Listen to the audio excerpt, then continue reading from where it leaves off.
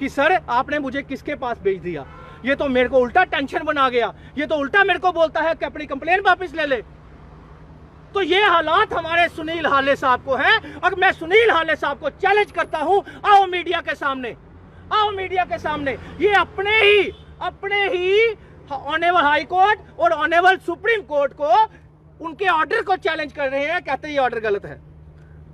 तो जब आपको पढ़ना ही नहीं आता, जब आपको नॉलेज ही नहीं है, तो आप 9/9/2022 का 7वां नंबर पेज पढ़ लीजिए। उसमें साफ साफ शब्दों में लिखा है कि कोई भी स्कूल फीस जो है वो फिक्स नहीं कर सकता और जो अर्लियर फीस रेगुलेट हुई है वही आपने लेनी है और पेरेंट्स को मिसगाइड करके पेरेंट्स को वापस भेजा जा रहा है। तो ये है हमारे सुनील हाले साहब नालायक चेयरमैन।